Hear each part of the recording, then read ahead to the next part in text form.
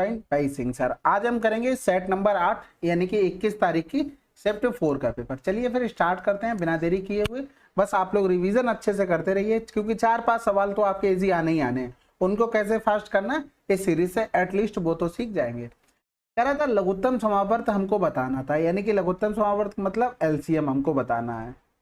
तो यहाँ पर देखो क्या क्या कॉमन हो रहा है, 2 का पावर 5, 2 का पावर 5, यानी कि ये आ जाएगा 3 की पावर 6 आ जाएगा, 3 की पावर में 6, यानी कि यहाँ पर 3 की पावर 6 ले लिया तो ये 3 की पावर 2 इसी में इंक्लूड हो गया होगा, 3 की पावर 3 भी इसी में इंक्लूड हो गया होगा, 2 की पावर 5 में 2 की पावर 4 भी इंक्लूड हो गया होगा, तो आंसर आ गया। अगला सवाल, सुरेश एक कार को 36% की हानि पर बेचता है, क्रय मूल्य और विक्रय मूल्य का अनुपात। देखो 100 रुपए की चीज 36 की हानि में बेचेंगे तो 64 की बेचनी पड़ेगी, तो ये इधर 25 हो गया, ये 16 हो गया। आसान था। अगला सवाल, 2022 में शहर ए की जनसंख्या इतनी थी, एक वर्ष बाद शहर ए की जनसंख्या बढ़कर इतनी हो गई, जनसंख्या प्रतिशत वृद्धि बतानी। सबसे पहले तो 2 पॉइंट हटा दो, 25 25 625 हो गया, इधर करेंगे 25 75 हो गया। कितना बढ़ गया भाई, 5/25 गुणे में 100, यानी कि 20% आंसर आ गया।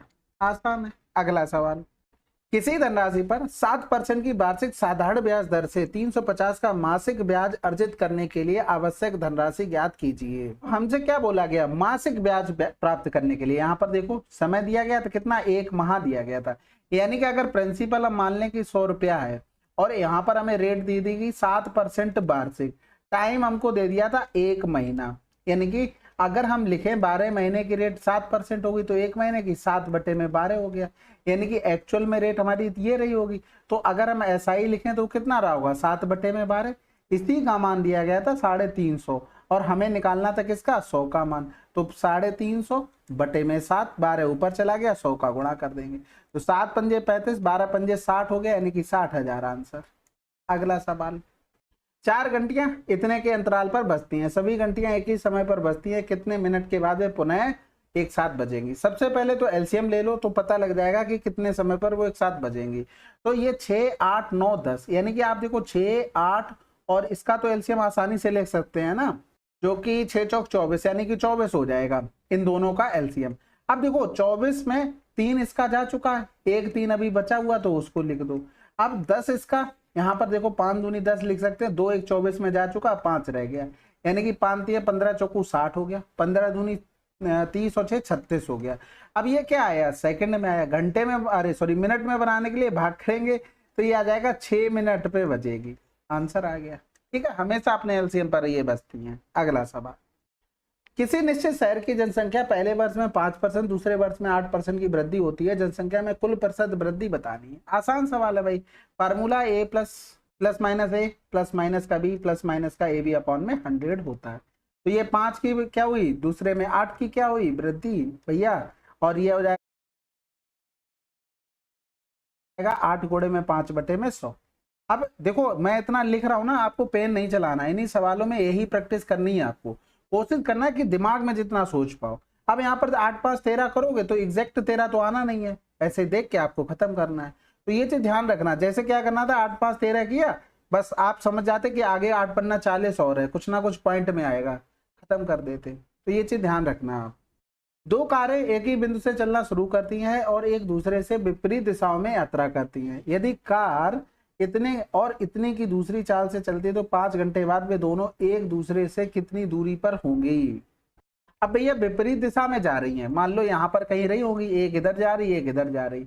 अब दोनों जा रही होंगी भाई, देखो अगर हम यहाँ से निकालेंगे तो ये करना पड़ेगा 40 गुणे में 5, इधर 50 गुणे में 5, तो डायरेक्ट कर लो ना, 50 40 90 स्पीड जोड़ लो और 5 का गुणा कर लो, क्योंकि दोनों क्या कर रही थी, विपरीत दिशा में चल रही, तो स्पीड क्या होगी, जुड़ जाएगी। अगला सवाल, 30% की वार्षिक दर से ऋण पर दी गई एक निश्चित धनराशि पर 1 वर्ष के लिए चक्रवृद्धि ब्याज और 1 वर्ष के लिए साधारण ब्याज के बीच अंतर इतना रुपए है, वह धनराशि ज्ञात कीजिए। अब इसको देखो, अर्धवार्षिक की बात कर रहा था, यानी कि 1 साल में 6 महीने की क्या स्लैब होती, 2 स्लैब होती। अल्टीमेटली टाइम हमको क्या दिया गया था, 2 वर्ष दिया गया था, यानी कि अगर रेट हम देख लें तो 30% हो गई पूरे पूरे पूरे पूरे महीने की, यानी कि 12 महीने की। अगर हम अर्धवार्षिक रेट लिखें तो कितनी हो जाएगी, 15% हो जाएगी। अब 2 साल का अगर चक्रवृद्धि ब्याज और साधारण ब्याज का अंतर आपको दिया गया हो तो डायरेक्ट फार्मूला होता है डी बराबर में पी इंटू में आर अपॉन में 100, ठीक है, और इसकी पावर में 2। तो डिफरेंस 337.5, प्रिंसिपल हमको निकालना है, रेट हमकी 15% हमने मान क्यों लिया, अर्धवार्षिक कर रहे हैं तो वो निकालनी पड़ी भाई। तो यहाँ से कैलकुलेशन बची है 15 दूनी 30 हो गया, 3 बचा, 15 दूनी 30, 15 पना 75, 15 15 हम 225, कहीं 15 लिखा है, आंसर लगा दो। जीरो वगैरह को बाद में वैल्यू देते रहना, इतना पहले कर लेते हैं, ठीक है। अगला सवाल, Z1 Z2 Z3 एक काम को इतने दिनों में पूरा कर सकते हैं। उन तीनों ने एक साथ मिलकर काम शुरू किया, लेकिन Z2 ने काम पूरा होने से 15 दिन पहले काम छोड़ दिया। काम कितने दिनों में पूरा हुआ?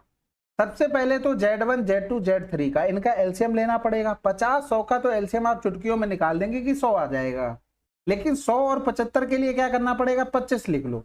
जैसे हमें इनका एलसीएम लेना था 50 75, इनका 50 100 का तो 100 हो गया, अब हमने 25 ले लिया, इससे तो अब कोई मतलब नहीं है ना, ये तो 100 में इंक्लूड है। 25 चौकू 100, 25 3 75, 4 3 में कुछ कॉमन है, कुछ भी कॉमन नहीं, यानी कि ये हमारा टोटल एलसीएम हो जाएगा। समझ में आई? ऐसे ही कर लिया करो। तो 12 पंजे 60 हो जाएगा, 12 दूनी 24 और 6 30, ये टोटल एलसीएम आया। तो Z1 की अगर एफिशिएंसी लिखें तो 3 आ जाएगी, Z2 की लिखें तो 6 आ जाएगी, Z3 की लिखें तो 75 दूनी 150 यानी कि 20 आ जाएगी। 20 क्यों, ये क्या कर रहा हूं मैं, 4 आ जाएगी, ठीक है। अब ये हमें पता लग गया, लेकिन Z2 काम पूरा होने से इतने दिन पहले चला गया। नहीं भैया, ये तो गलत बात है भाई, बीच में कौन काम छोड़कर कौन जाता है।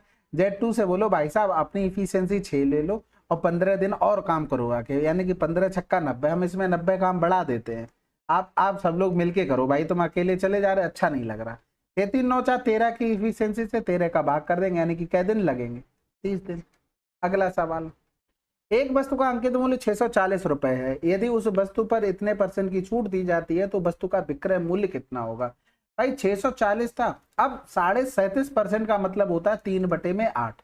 ये आपको चीजें पता होनी चाहिए, यानी कि 8 पर 3 की छूट दी जाती है तो बचेगा कितनी, 5/8 चीज बचेगी, यानी कि 8 8 64, 8 पन्ना 40, 400 आंसर।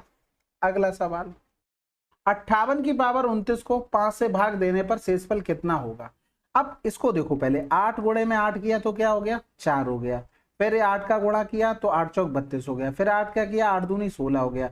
अब देखो 8 2 64, 4 यूनिट डिजिट, 4 8 32, 2 यूनिट डिजिट, 8 दूनी 16, अब 6 आ गया। अब इसमें आगे फिर से अगर 8 का करेंगे तो 8 रिपीटेशन होने लगेगा। कितने पे रिपीट हो रहा है, 4 पे हो रहा है। अब 29 में जो पावर में होता है उसमें वही 4 काम करते हैं भाग, तो 4 7 28 बचा कितना, 1। इसका मतलब 58 की पावर 1 में हमें 5 का भाग करना है। 5 एकम 5, 5 एकम 5, रिमाइंडर कितना आ गया, 3 आ गया। अगर यहाँ पर 2 आ जाता हमारे पास, तो जैसे हमने भाग किया 4 7 28, 1 रिमाइंडर बचा, 2 आ जाता तो हमें 58 की पावर 2 में भाग करना पड़ता, ठीक है। तो ये चीजें याद रखना। अगला सवाल, एक अर्धगोले का व्यास इतना है, अर्धगोले का कुल पृष्ठीय क्षेत्रफल कितना होगा? एक अर्धगोले का होता है 3 पाई r स्क्वायर। सबसे पहले काम क्या होना चाहिए, 11 की डिविजिबिलिटी। देखो 8 5 13 नहीं होगा, 3 1 4 5 4 9 हो जाएगा, यहाँ पर 9 5 14 नहीं होगा, 3 1 4 हो गया, 5 4 9 8 2 10 नहीं होगा, आंसर तो आ गया था, ठीक है। इसके अलावा देखो यहाँ पर 21 रेडियस दी गई थी, आपको पता है जब रेडियस 7 होती है तो पाई r स्क्वायर का मान क्या होता है, 154 होता है। अगर हम यहाँ पर देखें तो ये 21/2 रेडियस होगी, यानी कि यहाँ से करेंगे 21/2, यानी कि इसका 3/2 गुना हो रहा है ना, तो इसका कितना हो जाएगा, 154 गुणे में 9/4 गुना, क्योंकि रेडियस का यहाँ पर स्क्वायर हो रहा है। तो हमें क्या लिखना पड़ेगा, 3 गुणे में 154 गुणे में 9/54। कैलकुलेशन थोड़ी कम करनी पड़ती है और कुछ नहीं यहाँ पर होता है, ठीक है। तो 2 दूनी 4 हो गया, 2 सत्ते 14, 2 सत्ते 14 हो गया, 9 सत्ते 63 कर लेंगे। या तो इसको देखो और सिंपल देखो, 11 गुणे में 7 लिख सकते हैं, लेकिन हाँ टेबल याद होना चाहिए, अगर टेबल नहीं याद होगा तब फिर दिक्कत होगी। 7 या 21 हो गया, 9 में गुणा करेंगे 189 गुणे में 11 कर दो, बटे में 2। अब 9 का 11 का गुणा आसान है, 9 9 8 17 हो गया, हाथ से लगा 1 8 1 9 10 की 0, हाथ से लगा 1 2 हो गया, बटे में 2, तो 2 एकम 2 हो गया, 0 हो गया, 2 3 6 हो गया, 2 में 18 हो गया, आंसर आ चुका है। कैलकुलेशन का खेल था बस। अगला सवाल, अब इस सवाल में ये तो काफी आसान सवाल है, देखो m और n इसी दोनों को पकड़ेंगे तो यहाँ पर हमने देखे ऑप्शन में 2 जगह मैच हो गया। n और c को हमने पकड़ा, देखो यहाँ पर भी अलग, यहाँ पर भी अलग, यहाँ पर भी अलग, यहाँ पर भी अलग, तो nc पर ही काम कर लेते हैं ना। 5n बराबर में 20c, यानी कि n अपॉन में c बराबर क्या आ गया, 4/1 आ गया। तो केवल एक ही ऑप्शन में तो था, बात खत्म। आपको देखते ही समझ में आना चाहिए। मैंने आपको एक चीज बताई थी, अगर इस तरीके से चीजें लिखी हैं इस तरीके से, तो हमेशा जैसे 5 को 20 किया तो n का मान ये 4 हो गया, इसके पास बचा क्या 1, यानी कि c का मान ये हो जाएगा। तो ये चीजें आपको ऐसे नहीं लिखनी फिर n अपॉन c करके तब फिर लिख रहे, तब लोग टाइम वेस्ट कर रहे हैं ना, कुछ तो अपना शॉर्टकट बना के चलो। अगला सवाल करते हैं। 5 संख्याओं का औसत 36 है, प्रथम 2 संख्याओं का औसत अंतिम 3 संख्याओं के औसत का इतना है। देखो कह रहा था प्रथम 2 संख्याओं का औसत, यानी कि प्रथम 2 संख्याओं का औसत अंतिम 3 संख्याओं के औसत का इतना गुना है। तो ये 2 है तो इतना गुना करेंगे 1.5 गुना, तो ये 3 हो जाएगा। प्रथम 2 संख्याओं का योग हमें निकालना है। अगर हम इनका सम लिखें तो इनका सम हो गया 3 गुणे में 2, इनका सम हो गया 2 गुणे में 3, यानी कि 3 दूनी 6, 3 दूनी 6, दोनों को जोड़ेंगे तो ये 12। इसी 12 का मान दिया गया था 36 गुणे में 5, यही तो होगा, क्योंकि 5 संख्याओं का एवरेज ये था, हमने सम निकाल लिया। हमें 6 बराबर निकालना था, यानी कि आधा करना था, यानी कि 18 गुणे में 5, यानी कि 90 आंसर आ गया। आसान था। अगला सवाल, क्रय मूल्य और विक्रय मूल्य के बीच अंतर इतना है, लाभ परसेंटेज इतना है, तो विक्रय मूल्य बताना है। भाई 20 बराबर हमको दिया गया था 132, 120 का मान निकालना था। भाई अगर हम देखें तो सीपी अगर 100 है तो कॉस्ट प्राइस हमारा क्या होगा, सॉरी सेलिंग प्राइस 120 होगा। अगर हम इन दोनों का डिफरेंस करें, यही तो 20% दिया था। और आपको ये भी पता है कि एसपी माइनस का सीपी ही क्या होता है, प्रॉफिट होता है। इसी का मान तो दिया गया था हमको 132 और एसपी 120 निकालना था। आसान था ना, बिल्कुल आसान था। तो यहाँ से 2 छक्के 12, 6 दूनी 12 हो गया, 13 छक 78, 792। अगला सवाल, अमन एक काम 28 दिनों में कर सकता है, वह कुल काम का कितना भाग 8 दिनों में कर सकता है। भाई कुछ नहीं है, 28 दिनों में एक काम कर सकता है, 8 दिनों में कितना करेगा, 1/28 गुणे में 8, बस खत्म हो गया। 4 दूनी 8, 4 सत्ते 28। अगला सवाल, एक खिलौने का वास्तविक मूल्य $25 है, लेकिन यह 30% की छूट के साथ सेल में बेचा जाता है, खिलौने का विक्रय मूल्य क्या होगा। बहुत आसान है भाई, 30% की छूट होगी, यानी कि 25 सत्ते 175, खत्म हो गया। पॉइंट वगैरह को वैल्यू नहीं देनी है तो आप इस तरीके से लिख लो। अगला सवाल, अब ये सवाल बहुत आसान है। सबसे पहले तो इनको हटा दो, ये कहाँ से आ सकते हैं भाई। और यहाँ पर देखो 2 2 4 2 6 के बाद है ना, जब बाहर निकालोगे तो 3 के बाद हमें चाहिए पॉइंट, बात खत्म, आंसर आ गया। अगला सवाल, यदि 70,000 रुपए को ए बी सी के बीच इस प्रकार बांटा जाता है कि ए रेशियो बी इतना है, बी रेशियो सी इतना है, तो इसमें ए का हिस्सा कितना होगा। तो देखो बी तो दोनों जगह सेम होना चाहिए, लेकिन सेम तो नहीं है भाई साहब, तो फिर हमें सेम बनाने दो। यानी कि 4 3 12 हो गया बी का मान, यहाँ पर 4 का गुणा हुआ तो ए का मान 4 दूनी 8 हो गया, यहाँ पर 3 का गुणा तो सी का मान 5 3 15 हो गया। अब इनको जोड़ना था, 12 15 27 और 8 35 हो गया। 35 का मान दिया था 70 के, 2 गुना तो 8 का 2 गुना 16 के हो जाएगा आंसर। अगला सवाल, what is the average of first 31 odd number. अब देखो हमेशा ध्यान रखो, फर्स्ट बोल देना, फर्स्ट, यानी कि फर्स्ट आपको ऑड नंबर 33 बोल दे, 38 बोल दे, लेकिन फर्स्ट लिखा हो तो आंसर वही हो जाएगा, खत्म। ठीक है, यानी कि n विषम संख्याओं का एवरेज, फर्स्ट n विषम संख्याओं का एवरेज क्या होता है, n होता है। अगर उनका सम निकालना हो तो n इंटू में n होता है, तभी तो n से भाग कर देंगे, एवरेज n बचेगा। तो ये तो फार्मूला बेस्ड था, आसान सवाल था, हमेशा याद रखना। और अगर नहीं याद रखोगे तो फिर क्या करोगे, निकालना पड़ेगा। निकालना भी आता है ना कि नहीं आता, जैसे 1 हो गया, 3 हो गया, 3 2 5 हो गया। अब 31 टर्म तक हमें जाने हैं। हमें पता है लास्ट टर्म माइनस का 1 बटे में डिफरेंस कितना चल रहा, 2 चल रहा, प्लस का 1, यही तो टर्म निकल के आता है। यानी कि इधर हमने माइनस किया तो ये 30 हो गया, 30 दूनी 60, 60 में 1 जोड़ देंगे तो कितना हो जाएगा 61। यानी कि जो हमारे पास लास्ट टर्म रहा होगा वो 61 रहा होगा। अब आपको एवरेज निकालना कितना आसान है, जब डिफरेंस सेम हो तो लास्ट नंबर या फर्स्ट नंबर प्लस का लास्ट नंबर करके बटे में 2 कर दो। यानी कि यहाँ पर कर देंगे 62 बटे में 2, 2 3 6, 2 1 2।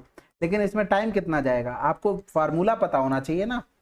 प्रथम n ऑड नंबर का जो एवरेज होता है वो n ही होता है, अगर सम निकालेंगे तो n²। अगला सवाल, अब अगला सवाल क्या है, चलिए ये हमारे 20 क्वेश्चन थे, ठीक है। चलो फिर कोई सजेशन वगैरह हो कमेंट बॉक्स में लिख